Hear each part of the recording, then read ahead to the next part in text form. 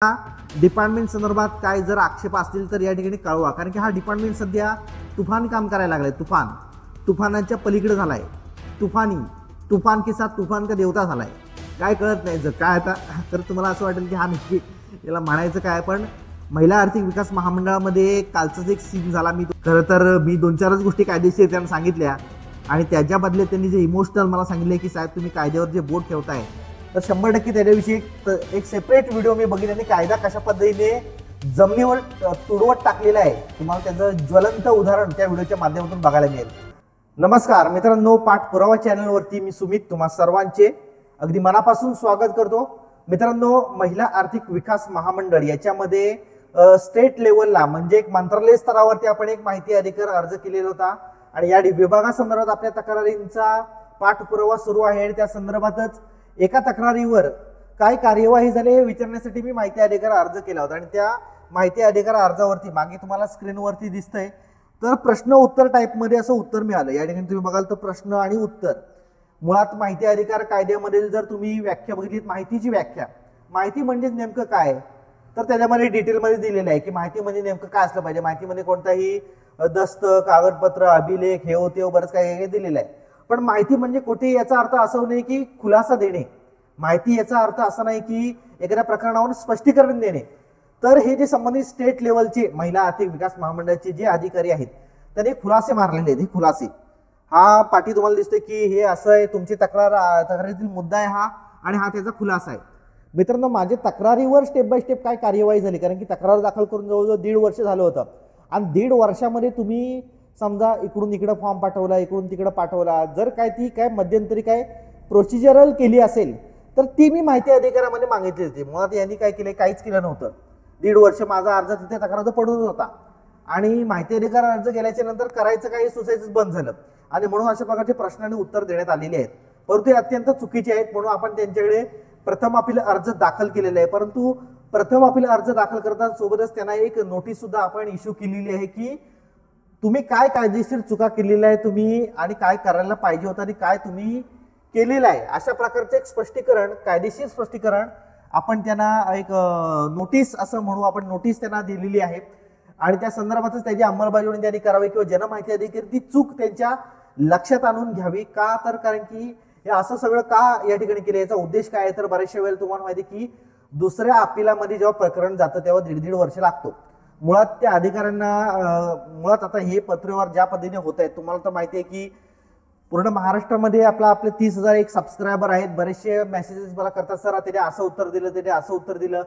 Proper उत्तर, proper drafting कोणीच करत नाही. म्हणजे नेमकेच बोटावर मोजले इतके जर अधिकारी सोडले तर प्रॉपर या माहिती अधिकार कायद्याविषयी पत्रव्यवहार होतच नाही किंवा कायद्यातील तरतुदी कोणी अधिकारी समजूनच घ्यायला तयार नाही आणि म्हणूनच अशा प्रकारचं थोडंसं समज त्यांना देणं अत्यंत गरजेचं आहे. लेटर हेडवरनं मी टाकलेला आहे हा जो नोटीस आपण म्हणू शकतो, याला नोटीस किंवा समज म्हणू शकतो, समज किंवा शिकवणी लेटर असं सुद्धा म्हणू शकतो, काही म्हणा तुम्ही याला, पण आपण ह्याला काहीतरी म्हणलेलं आहे.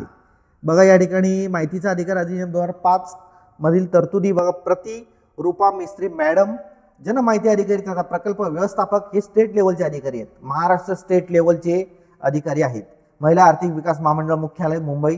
या ठिकाणी विषय बघा, माहितीचा अधिकार अधिनियम 2005 अंतर्गत तरतुदींचे पालन करून कायदेशीर कारवाई होईल याची दक्षता घेण्याबाबत.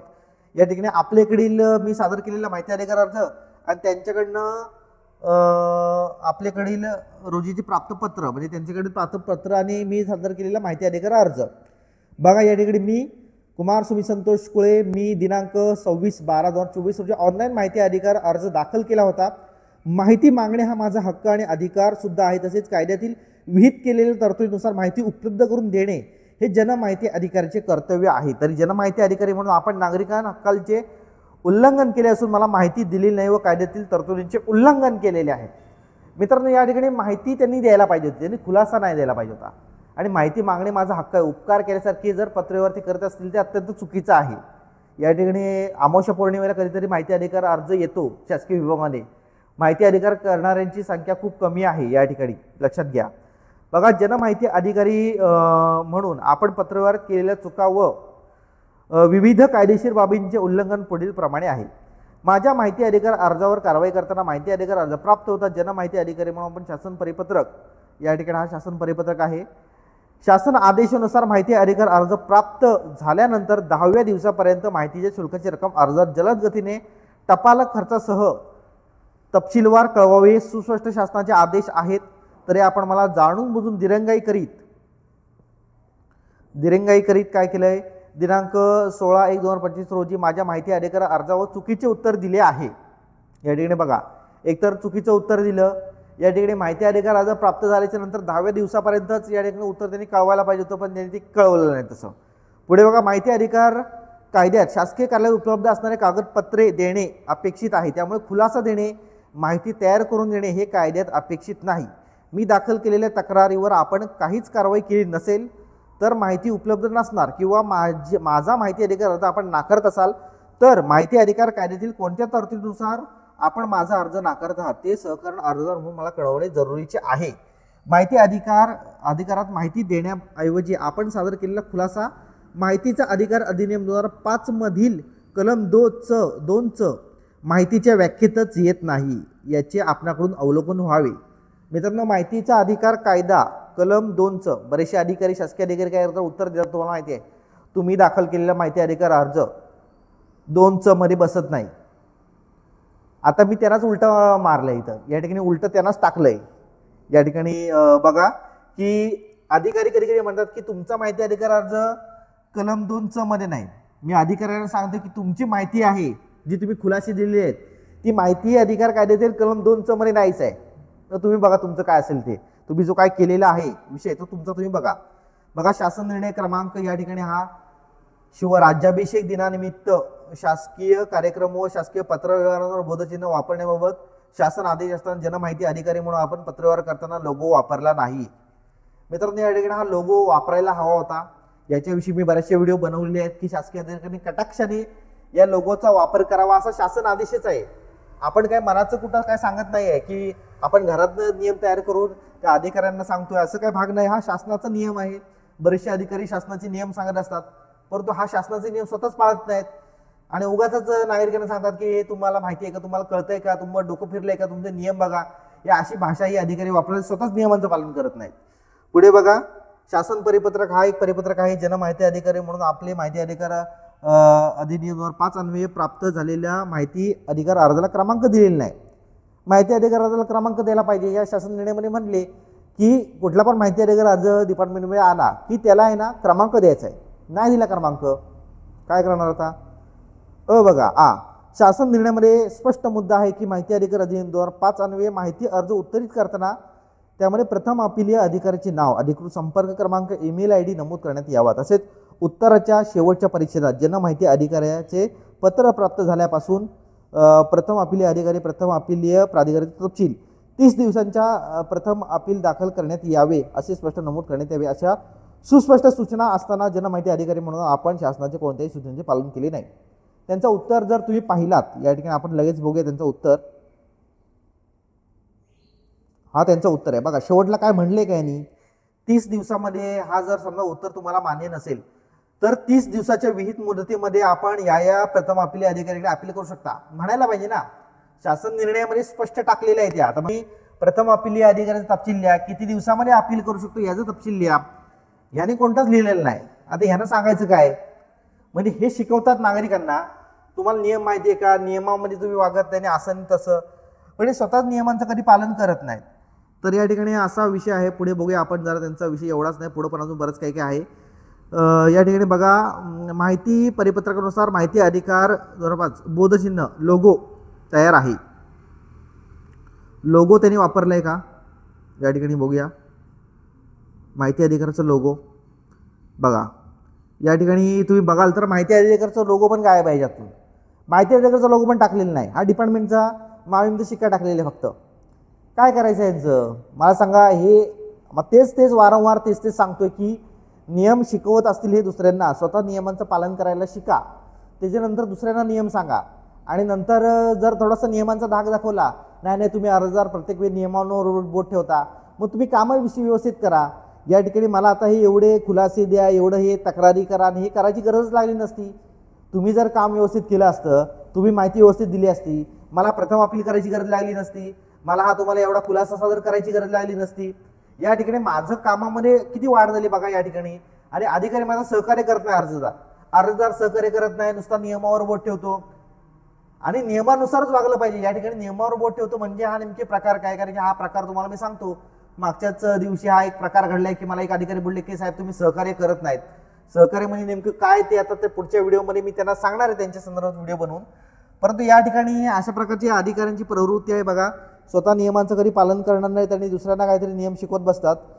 तर असा हा त्यांचा पुढचा विषय आहे. या ठिकाणी माहिती अधिकार लोगो कसा वापरायचा आहे याविषयी केंद्र शासनाच्या गाईडलाईन्स आहेत. त्या गाईडलाईननुसार त्यांनी लिफाफ्यावरती पण माहिती अधिकाराचा लोगो टाकून द्यायचा आहे. कुठं काही टाकलेलंच नाही त्यांनी, लिफाफा असा झाला होता त्यांचा कोरा. सबब अर्जदार म्हणून माझी विनंती अशी की या ठिकाणी तुम्ही बघाल तर माहिती अधिकार अधिनियम 2005 मधील कलम 7(1) नुसार अर्ज दाखल केल्यापासून माहिती मिळाली नाही म्हणून मला माहिती अधिकार अधिनियम 2005 मधील कलम 7(6) मध्ये नमूद केल्यानुसार तरतुदीनुसार मोफत माहिती देण्यात यावी. वर नमूद केल्याप्रमाणे शासन परिपत्रक, शासन आदेश, केंद्रीय माहिती अधिकार कायद्यातील तरतुदी यांचे जनमाहिती अधिकारी म्हणून आपण उल्लंघन केले आहे, त्यावर तुमच्यावर शास्तीची कारवाई होऊ शकते. म्हणून आपण आपल्या कामकाजाबाबत वर नमूद चुकांची सुधारणा करण्यावर इथून पुढे दक्षता घ्यावी व नमूद केलेल्या चुकांची व कायदेशीर बाबींची उल्लंघनाची पुनरावृत्ती आपल्याकडून होणार नाही याची आपण दक्षता घ्यावी. सोबतच अर्जाला झालेल्या शारीरिक, आर्थिक, मानसिक त्रासापोटी त्याला नुकसान भरपाई मिळू शकते असं टाकलेलं आहे मी बघा या ठिकाणी. सोबतच शासन आदेश न पाळणे व माहितीचा अधिकार अधिनियम 2005 चे कलम 7(1) आणि कलम 2 मधील 4 चे उल्लंघन व state information commission Maharashtra reminder 3 number हा जो काही नुसार माहिती अधिकार कायद्याची अंमलबजावणी करण्यास कोणत्याही सार्वजनिक प्राधिकरणाने कसूर केले तर याची गंभीर दखल घेऊन कसूर करणाऱ्या अधिकाऱ्यांविरुद्ध भारतीय दंड संहिता 866 नवीन कायदा भारतीय न्याय संहिता 2023 मधील 198 नुसार गुन्हा दाखल करण्याच्या सूचना चीफ इन्फॉर्मेशन कमिशनर महाराष्ट्र यांनी दिलेल्या आहेत. त्यानुसार संबंधितांवर कोणत्याही व्यक्तीला क्षती पोहोचवण्याच्या उद्देशाने लोकसेवकांनी कायद्याची अवज्ञा करणे आणि याबाबत फौजदारी पात्र गुन्हा होऊ शकतो याची जाणीव जनमाहिती अधिकारी यास असावी. येणेप्रमाणे निवेदन वजा तक्रार याची नोंद प्रथम अपिलाच्या दिवशी घेण्यात यावी, कारण प्रथम अपिलाच्या सुनावणीस उपस्थित न राहण्याचा पर्याय मी स्वीकारू शकतो किंवा माझा प्रतिनिधी पाठवू शकतो. इत्यादी अधिकार भारताचा नागरिक म्हणून व माहिती अधिकाराचा वापर करणारा अर्जदार या नात्याने माझ्याकडे त्याची आपण नोंद घ्यावी. या ठिकाणी हे सगळं मी ईमेल पण टाकलेले वरती माहिती आयुक्तांना.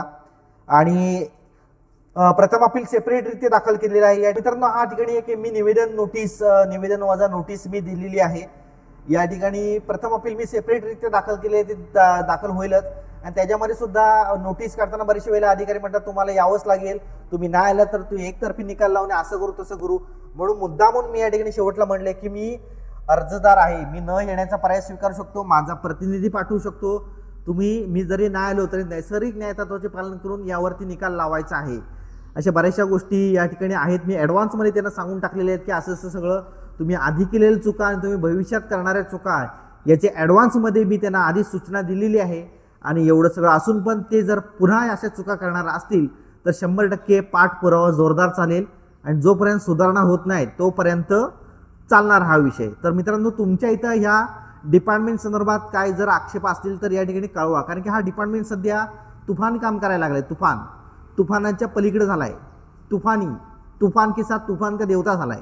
काय कळत नाही जर काय आता. तर तुम्हाला असं वाटेल की हा नक्की याला म्हणायचं काय, पण महिला आर्थिक विकास महामंडळामध्ये कालचाच एक सीन झाला. मी तुम्हाला त्याची सेपरेट व्हिडिओ मी टाकणार आहे. अत्यंत खतरनाक विषय आहे. तिथे गेल्याच्या नंतर ज्या पद्धतीने मला जे प्रवचन या ठिकाणी अधिकाऱ्यांनी दिलंय, खरं तर मी 2-4च गोष्टी कायदेशीर त्यांना सांगितल्या आणि त्याच्या बदले त्यांनी जे इमोशनल मला सांगितले की साहेब तुम्ही कायद्यावर जे बोट ठेवताय तर 100% त्याच्याविषयी एक सेपरेट व्हिडिओ मी बघितला आणि कायदा कशा पद्धतीने जमिनीवर तुडवत टाकलेला आहे तुम्हाला त्याचं ज्वलंत उदाहरण त्या व्हिडिओच्या माध्यमातून बघायला मिळेल. परंतु हा डिपार्टमेंट सध्या तुफानी काम करायला लागलाय. माहिती अधिकार कायद्याची कोणत्याही प्रकारे अंमलबजावणी डिस्ट्रिक्टचं ऑफिस, तालुक्याचं ऑफिस आणि स्टेटचं ऑफिस करायला तयार नाही. या ठिकाणी तुम्हाला यांच्याविषयी काय वाटते मला कमेंटच्या माध्यमातून कळवा. ही व्हिडिओ निश्चितच त्यांच्यापर्यंत पोहोचेल.